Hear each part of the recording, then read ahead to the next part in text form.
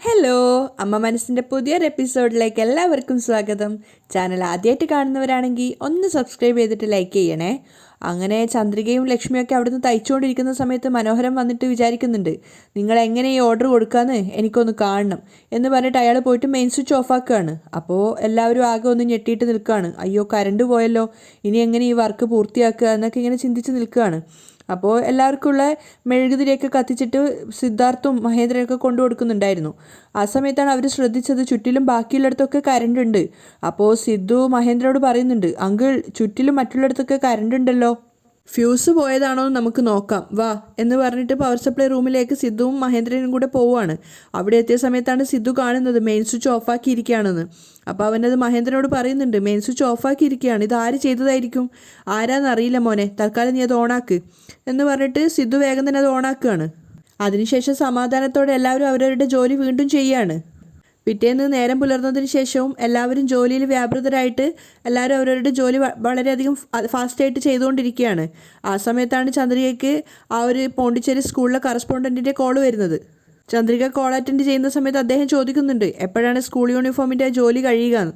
അപ്പോൾ ചന്ദ്രിക കോൺഫിഡൻസോടെ തന്നെ പറയുകയാണ്, നാളെ രാവിലെ ആകുമ്പോഴേക്കും വർക്കൊക്കെ തീരും, നാളെ കഴിഞ്ഞ് മറ്റന്നാളെ മൊത്തമായിട്ടും ഡെലിവറി ചെയ്തു തരാം സർ. അപ്പോൾ അദ്ദേഹവും പറയാണ്, ആഹാ കുഴപ്പമില്ലല്ലോ, പറഞ്ഞ ദിവസം തന്നെ ഡെലിവറി ചെയ്തു തരാമെന്ന് പറഞ്ഞല്ലോ, ഒരുപാട് സന്തോഷമുണ്ട് മോളെ, ഫോൺ വെക്കട്ടെ. ശരി സർ. ചന്ദ്രിക നേരെ സിദ്ധാർത്ഥിൻ്റെ അടുത്ത് പോയിട്ട് പറയുന്നുണ്ട്, സിദ്ധു സർ, പോണ്ടിച്ചേരിയിലെ കറസ്പോണ്ടൻറ്റ് കോൾ ചെയ്തിട്ടുണ്ടായിരുന്നു, നമ്മൾ സ്കൂൾ യൂണിഫോം എപ്പോഴും കൊടുക്കുന്നതാണ് അദ്ദേഹം ചോദിക്കുന്നത്, നാളെ കഴിഞ്ഞ് മറ്റന്നാളെ പാക്ക് ചെയ്ത് അവിടെ എത്തിക്കാമെന്ന് ഞാൻ പറഞ്ഞിട്ടുള്ളത്. അപ്പോഴേക്കും നമുക്ക് കൊടുക്കാൻ പറ്റില്ലേ സർ? ചന്ദ്രിക സംശയത്തോട് ചോദിക്കുകയാണ്. ഓ, അതൊക്കെ നമുക്ക് ധൈര്യമായിട്ട് കൊടുക്കാം, നീ പോയിട്ട് നിന്റെ ജോലി ചെയ്തോളൂ ചന്ദ്രിക. സിദ്ധാർത്ഥിനും മഹേന്ദ്രനും ലക്ഷ്മിക്കും ഒക്കെ നല്ല കോൺഫിഡൻസ് ഉണ്ടായിരുന്നു നാളത്തോടെ കൂടി ഇതിൻ്റെ ജോലി തീരുന്നുള്ളത്. അങ്ങനെ അടുത്ത ദിവസം കൂടി എല്ലാവരും ഹാർഡ് വർക്ക് ചെയ്തതുകൊണ്ട് തന്നെ ആ യൂണിഫോമിൻ്റെ വർക്ക് അവർക്ക് ഫുള്ളായിട്ട് ചെയ്തു തീർക്കാൻ പറ്റുന്നുണ്ട്. അപ്പോൾ സിദ്ധാർത്ഥും മഹേന്ദ്രനും ലക്ഷ്മിയൊക്കെ കൂടി പാക്കിങ്ങിൻ്റെ തിരക്കിലാണ്. മലരും അവരെ സഹായിക്കാനുണ്ടായിരുന്നു. ആ സമയത്ത് ചന്ദ്രിക അവിടെ ജോലി ചെയ്യുന്ന ചേച്ചിമാരോടായിട്ട് പറയുന്നുണ്ട്, നിങ്ങളെല്ലാവരും കറക്റ്റായിട്ട് ഒരു നിമിഷം പോലും വേസ്റ്റാക്കാതെ ജോലി ചെയ്തതുകൊണ്ട് നമുക്ക് ഈ യൂണിഫോമുകളൊക്കെ കൃത്യമായിട്ട് തയ്ച്ചു വെക്കാൻ പറ്റി. അപ്പോൾ അതിലൊരു ചേച്ചി പറയുന്നുണ്ട്, ഈ കമ്പനിക്ക് വേണ്ടി എത്ര അധ്വാനിക്കാനും ഞങ്ങൾ തയ്യാറാണ് മോളെ, നിങ്ങൾ എത്ര വലിയ വർക്ക് കൊണ്ടുവന്നാലും ഒരു മടിയും കൂടാതെ ഞങ്ങൾ അതൊക്കെ ചെയ്തു തീർത്തു തരും. അത് കേട്ട സമയത്ത് സിദ്ധാർത്ഥിനും മഹേന്ദ്രനും ഒക്കെ ഒത്തിരി സന്തോഷമാവുകയാണ്. അപ്പോൾ ചന്ദ്രിക ചേച്ചിയോട് പറയുന്നുണ്ട്, നിങ്ങൾ എപ്പോഴും എനിക്കിതുപോലെ സപ്പോർട്ടായിട്ട് നിന്നാൽ മാത്രം മതി. ഫൈനലായിട്ട് പാക്ക് ചെയ്യുന്ന തിരക്കിലാണ് സിദ്ധാർത്ഥും മഹേന്ദ്രനും അതുപോലെ തന്നെ ലക്ഷ്മിയും ഒക്കെ, അതുപോലുള്ള ചേച്ചിമാരും എല്ലാവരും സഹായിക്കുന്നുണ്ടായിരുന്നു. ചന്ദ്രികയും ഓരോന്നോരോന്ന് കൊണ്ടുവന്നിട്ട് സിദ്ധുവിൻ്റെ അടുത്തേക്ക് എത്തിക്കുകയാണ്. അതിനുശേഷം ചന്ദ്രിക അമ്മയോട് പറയുന്നുണ്ട്, അമ്മ ഇപ്പോഴാണ് സത്യം പറഞ്ഞാൽ എനിക്ക് സമാധാനമായത്, എല്ലാ യൂണിഫോമും കറക്റ്റായിട്ട് നമ്മൾ തയ്ച്ചു കഴിഞ്ഞു. അപ്പോൾ ലക്ഷ്മിയും സന്തോഷത്തോടെ പറയാണ്, മോള് പറഞ്ഞത് ശരിയാണ്. അങ്ങനെ ഇനി ഫൈനലായിട്ട് പാക്കിങ് മാത്രമേ ബാക്കി ഉണ്ടായിരുന്നുള്ളൂ. ആ സമയത്താണ് ചന്ദ്രികയ്ക്ക് ആ ഒരു കറസ്പോണ്ടൻറ്റിൻ്റെ കോൾ വരുന്നത്. അപ്പോൾ ഫോൺ എടുത്തിട്ട് ചന്ദ്രിക സന്തോഷത്തോടെ സംസാരിക്കുകയാണ്. അദ്ദേഹം ചോദിക്കുന്നുണ്ട്, എല്ലാം തയ്ച്ചു കഴിഞ്ഞോ എന്ന്. എല്ലാം തയ്ച്ചു കഴിഞ്ഞു. ചന്ദ്രിക ഭയങ്കര ആത്മവിശ്വാസത്തോടെയാണ് സംസാരിക്കുന്നത്. ഞങ്ങൾ പറഞ്ഞതുപോലെ തന്നെ ഡെലിവറി ചെയ്യാം സർ. അപ്പോൾ അദ്ദേഹവും പറയുന്നുണ്ട്, വളരെയധികം നന്ദിയുണ്ട്, പറഞ്ഞ സമയത്തിനുള്ളിൽ തന്നെ ഡെലിവറി നടത്താൻ സാധിച്ചതിൽ.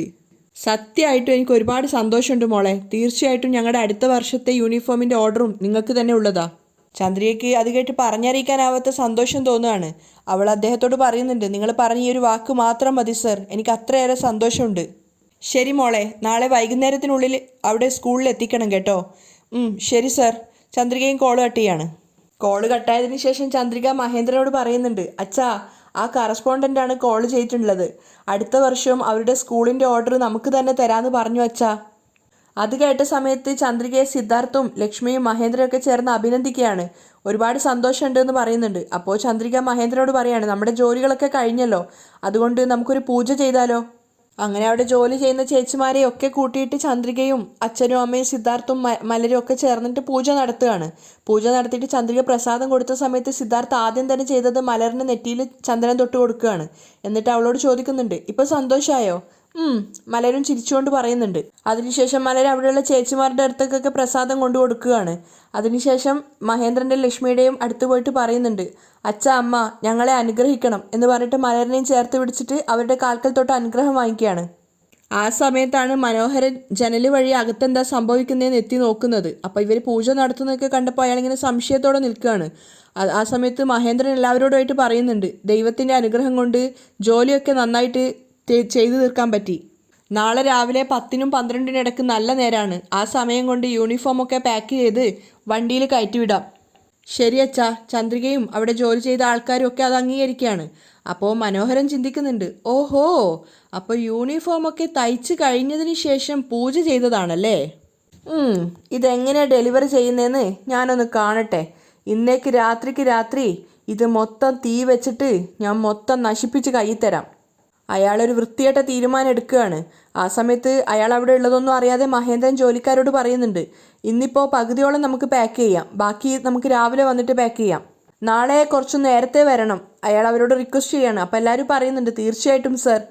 അപ്പോൾ മഹേന്ദ്രൻ സിദ്ധാർത്ഥിനോട് ചോദിക്കുന്നുണ്ട്, സിദ്ധു ബാക്കിയെല്ലാം കൊണ്ട് ഓക്കെ അല്ലേ? വേറെ പ്രശ്നമൊന്നും ഇല്ലല്ലോ? ഇല്ല അങ്കിൾ, കഴിഞ്ഞ പ്രാവശ്യം എലി വന്ന് കരണ്ടത് കൊണ്ട് ഇപ്രാവശ്യം എലിക്കുള്ള കെണിയൊക്കെ വെച്ചിട്ടുണ്ട്. അതുകൊണ്ട് അങ്ങനെയുള്ള പ്രശ്നങ്ങളൊന്നും ഉണ്ടാവില്ല. ഇനി എന്തായാലും എലിയൊന്നും വരാനുള്ള ചാൻസ് ഇല്ല. എല്ലാം സേഫ്റ്റി തന്നെയാണ് അങ്കിൾ. ശരി, അങ്ങനെയെങ്കിൽ നമുക്ക് വീട്ടിലേക്ക് പോയാലോ? മഹേന്ദ്രൻ ചോദിക്കുമ്പോൾ എല്ലാവരും അതേന്ന് സമ്മതിക്കുകയാണ്. അപ്പോൾ സിദ്ധു ചന്ദ്രികയോട് ചോദിക്കുന്നുണ്ട്, ചന്ദ്രിക, ഇവിടെ തുണികളൊക്കെ ഒരുപാടുള്ളതല്ലേ, തൽക്കാലം നമുക്ക് ഈ കർപ്പൂരം അണച്ചു കളഞ്ഞാലോ? അപ്പോൾ അത് നോക്കിക്കൊണ്ട് ചന്ദ്രിക പറയുന്നുണ്ട്, വേണ്ട സർ, സ്വാമിക്ക് വെച്ച വിളക്കല്ലേ, അത് നമ്മളായിട്ട് അണയ്ക്കാൻ പാടില്ല. തീർച്ചയായിട്ടും അതിനെക്കൊണ്ട് എന്തായാലും ഒരു ഉപദ്രവം ഉണ്ടാവില്ല സർ.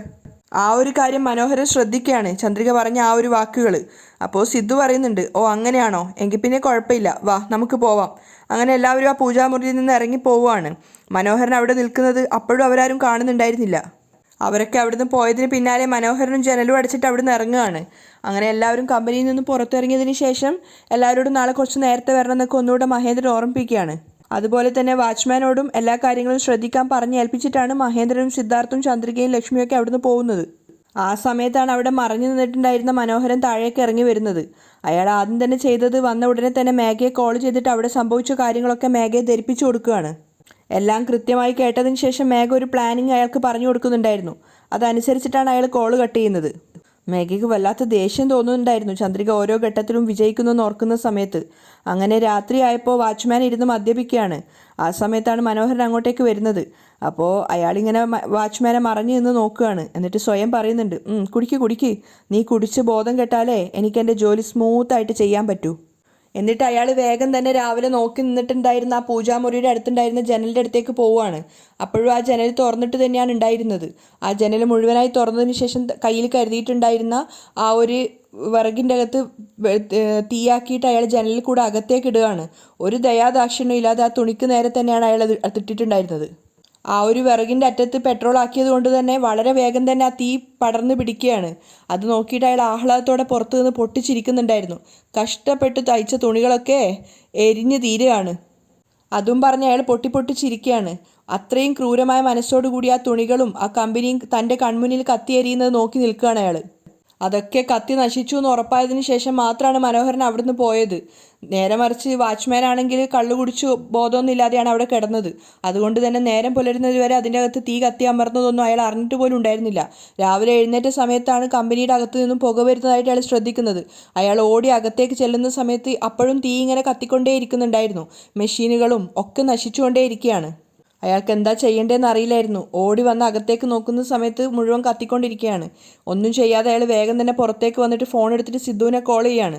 സിദ്ധു ആണെങ്കിൽ കമ്പനിയിലേക്ക് പോകാൻ റെഡി ആയിട്ടുണ്ടായിരുന്നു. അവൻ മുടിയൊക്കെ ചീകൊണ്ടിരിക്കുമ്പോഴാണ് ഫോൺ റിങ് ചെയ്യുന്നത്. ഫോൺ എടുത്തിട്ട് എന്താ കാര്യം ചോദിച്ചപ്പോഴാണ് വാച്ച്മാൻ പറയുന്നത്, നമ്മൾ ഇന്നലെ തയ്ച്ചു വെച്ച തുണികളൊക്കെ കത്തി എരിഞ്ഞു പോയി എന്നുള്ളത്. സിദ്ധുവിന് കേട്ടത് വിശ്വസിക്കാനാവുന്നുണ്ടായിരുന്നില്ല. കുറച്ചു നേരം അവനൊന്ന് സ്റ്റെക്കായി പോവാണ്. എന്നിട്ട് വീണ്ടും ചോദിക്കുന്നുണ്ട്, എന്താ നിങ്ങൾ പറഞ്ഞത്? അതെ സർ, നമ്മൾ ഇന്നലെ തയ്ച്ചു വെച്ച തുണികളൊക്കെ കത്തി നശിച്ചു പോയി. നമ്മുടെ കമ്പനി മൊത്തം തീ പിടിച്ചിരിക്കുകയാണ്. ദയവ് ചെയ്ത് ഒന്ന് വേഗം ഇങ്ങോട്ടേക്ക് വാ സർ. സിദ്ധാർത്ഥ് വല്ലാതെ ഷോക്കായിട്ട് നിൽക്കുകയാണ്. കോള് കട്ടായെങ്കിലും അവൻ ചിന്തിക്കുന്നുണ്ട്, ഡെലിവറിക്ക് തയ്ച്ചു വെച്ച എല്ലാ തുണികളും കത്തി നശിച്ചു പോയെന്നോ? ഇത് ചന്ദ്രികയോട് പറഞ്ഞാൽ അവൾ എങ്ങനെ സഹിക്കും? സിദ്ധു ഓടി പടച്ചുകൊണ്ട് പുറത്തേക്ക് വരികയാണ്. ആ സമയത്ത് മഹേന്ദ്രനും ലക്ഷ്മിയും ചന്ദ്രികയും മലരൊക്കെ പോവാൻ റെഡിയായിട്ട് അടിപൊളി വേഷത്തിലൊക്കെയാണ് വന്നുകൊണ്ടിരുന്നത്. അപ്പോൾ അവർ വന്നപ്പോഴേക്കും സങ്കടത്തോടെയാണ് സിദ്ധു ഇറങ്ങിയിട്ട് അവരുടെ മുന്നിലേക്ക് വന്നത്. സിദ്ധുവിനെ കാണുന്ന സമയത്ത് ചന്ദ്രിക അച്ഛനോട് പറയുന്നുണ്ട്, നോക്കച്ചാ, നമ്മളെക്കാളും എത്ര ഫാസ്റ്റായിട്ടാണ് സിദ്ധു സാർ ഒരുങ്ങി ഇറങ്ങിയതെന്ന്. അത് കേട്ടതും മഹേന്ദ്രൻ ലക്ഷ്മിയും സന്തോഷത്തോടെ ചിരിക്കുകയാണ്. പക്ഷേ സിദ്ധുവിൻ്റെ മുഖത്ത് നോക്കിയപ്പോൾ എന്തോ ഒരു സംഭവം ഉണ്ടെന്ന് അവർക്ക് മനസ്സിലായി. കാരണം അവൻ അത്രയും ഡള്ളായിട്ടാണുള്ളത്. അതുമാത്രമല്ല, അവൻ്റെ കണ്ണിൽ വെള്ളം വരുന്നുണ്ടായിരുന്നു. അപ്പോൾ സിദ്ധു കരഞ്ഞുകൊണ്ടാണ് നിൽക്കുന്നത്. സിദ്ധു അങ്കിൾ, ചന്ദ്രിക എന്നൊക്കെ ഇങ്ങനെ വേദനയോടെ വിളിക്കുന്നുണ്ട്. അപ്പോൾ എന്താ കാര്യം എന്നറിയാൻ വേണ്ടി ചന്ദ്രിക സിദ്ധുവിനോട് ചോദിക്കുകയാണ്. അപ്പോഴാണ് സിദ്ധു പറയുന്നത്, എല്ലാം തീർന്നു. എന്താ സാർ, എന്തു പറ്റി? എന്താ കണ്ണൊക്കെ ഇങ്ങനെ കരഞ്ഞിരിക്കുന്നത്? എന്തെങ്കിലും കുഴപ്പമുണ്ടോ? അപ്പോൾ മഹേന്ദ്രനും ലക്ഷ്മിയും ഒക്കെ സിദ്ധുവിനെ തന്നെ നോക്കി നിൽക്കുകയാണ്. സിദ്ധുവിന് വാക്കുകൾ വരുന്നുണ്ടായിരുന്നില്ല. അവനിങ്ങനെ സങ്കടത്തോടെ നിൽക്കുകയാണ്, സംസാരിക്കാനാവാതെ. അപ്പോൾ മഹേന്ദ്രൻ വീണ്ടും ചോദിക്കുന്നുണ്ട്, സിദ്ധു എന്താ പറ്റിയത്? എന്താ മോനെ, എന്താ പറ? അപ്പോൾ കരഞ്ഞുകൊണ്ട് സിദ്ധു പറയാണ്, അങ്കിൾ, നമ്മൾ ഡെലിവറി കൊടുക്കാൻ വെച്ച എല്ലാ യൂണിഫോമും കത്തി നശിച്ചു പോയി. സിദ്ധു പറഞ്ഞ ആ ഒരു കാര്യം കേട്ടതും അവർ 3 പേരും ശരിക്കും ഷോക്കായി പോവുകയാണ്. ചന്ദ്രികയ്ക്കും ലക്ഷ്മിക്കും മഹേന്ദ്രനും അത് വിശ്വസിക്കാനാവുന്നില്ല. ഇതെങ്ങനെ അറിഞ്ഞെന്ന് ചോദിക്കുന്ന സമയത്ത് സിദ്ധു പറയുന്നുണ്ട്, എന്നെ ഇപ്പോൾ സെക്യൂരിറ്റി വിളിച്ചിട്ട് പറഞ്ഞതാണ്. ദൈവമേ, ഇനി എന്താ ചെയ്യുക? മഹേന്ദ്രൻ ഇങ്ങനെ സങ്കടത്തോടെ പറയുകയാണ്. അവരെല്ലാവരും കരയുന്നത് കണ്ടിട്ട് മലരും കരയുന്നുണ്ടായിരുന്നു. അപ്പോൾ മഹേന്ദ്രൻ സിദ്ധുവിനോട് പറയുന്നുണ്ട്, സിദ്ധു വാ, നമുക്ക് എത്രയും പെട്ടെന്ന് ഫാക്ടറിയിലേക്ക് പോവാം. അങ്ങനെ അവർ വളരെ പെട്ടെന്ന് തന്നെ കമ്പനിയിൽ എത്തുകയാണ്. അവരെത്തുന്ന സമയത്ത് അവിടുത്തെ ജോലി ചെയ്യാനുള്ള സ്ത്രീകളൊക്കെ അവിടെ ഉണ്ടായിരുന്നു. അവരൊക്കെ കരഞ്ഞുകൊണ്ട് അവിടെ നിൽക്കുകയാണ്. ഇവർ വണ്ടിയിൽ നിന്ന് ഇറങ്ങിയ സമയത്ത് അവർ കരഞ്ഞുകൊണ്ട് പറയുന്നുണ്ട്, ഇങ്ങോട്ടേക്ക് നോക്ക് സാർ, ഇങ്ങനെ ഒരു സംഭവം സംഭവിച്ചത് നോക്കൂ. എല്ലാവരും ഒന്നിച്ച് അകത്തേക്ക് ഓടിക്കയറി പോവുകയാണ്. കമ്പനിയുടെ ആ ഒരു അവസ്ഥ കാണുന്ന സമയത്ത് അവർക്ക് ആർക്കും തന്നെ അത് സഹിക്കാൻ സാധിക്കുന്നുണ്ടായിരുന്നില്ല. കാരണം കമ്പനിയിൽ ആ തുണികൾ മാത്രമല്ല, ഒന്നും തന്നെ ബാക്കി ഉണ്ടായിരുന്നില്ല. എല്ലാം കത്തി നശിച്ചിട്ടുണ്ടായിരുന്നു. ചന്ദ്രികയൊക്കെ തളർന്നു പോയൊരവസ്ഥയിലാണ്. ചേച്ചിമാരാണെങ്കിലും ലക്ഷ്മി ആണെങ്കിലും ഒക്കെ കരഞ്ഞുകൊണ്ടേയിരിക്കുകയാണ്. അപ്പോൾ മഹേന്ദ്രൻ സെക്യൂരിറ്റിയോട് ചോദിക്കുന്നുണ്ട്, ഇതെന്താ സംഭവിച്ചത്? സാർ, എന്നോട് ക്ഷമിക്കണം സാർ. ഇന്നലെ രാത്രി ഞാൻ വല്ലാതെ കള്ളു കുടിച്ചിട്ടുണ്ടായിരുന്നു. രാവിലെ എഴുന്നേറ്റ് വന്ന് നോക്കുന്ന സമയത്താണ് എന്ന് പറഞ്ഞ് അയാൾ നിർത്തുകയാണ്. അപ്പോഴേക്കും സിദ്ധു തലയിൽ കൈവെക്കുന്നുണ്ടായിരുന്നു. രാവിലെ ഞാൻ വന്ന് നോക്കുമ്പോഴേക്കും കമ്പനി മുഴുവൻ കത്തി നശിച്ചിട്ടുണ്ടായിരുന്നു സാർ. അയാൾ പറഞ്ഞു കേട്ടത് മഹേന്ദ്രൻ അയാളെ തല്ലാൻ കയ്യോങ്ങുകയാണ്. കമ്പനി കത്തി നശിക്കുന്നത് കാണുന്തോറും ചന്ദ്രയ്ക്ക് സങ്കടം സഹിക്കാനാവുന്നില്ല. സിദ്ധാർത്ഥും കരഞ്ഞുകൊണ്ട് മഹേന്ദ്രനോട് ചോദിക്കുന്നുണ്ട്, അങ്കിൾ, എങ്ങനെയാണ് അങ്കിൾ ഇങ്ങനെയൊക്കെ സംഭവിച്ചത്? ഇന്നലെ എല്ലാം ചെക്ക് ചെയ്തിട്ടല്ലേ നമ്മൾ ഇവിടുന്ന് പോയത്. തീപിടുത്തം ഉണ്ടാവാനുള്ള ഒരു ചാൻസും ഇല്ലല്ലോ അങ്കിൾ. സിദ്ധു പറഞ്ഞത് കേട്ടതും ചന്ദ്രിക അവിടെ നിലത്തിരുന്ന് പൊട്ടി പൊട്ടി കരയാണ്.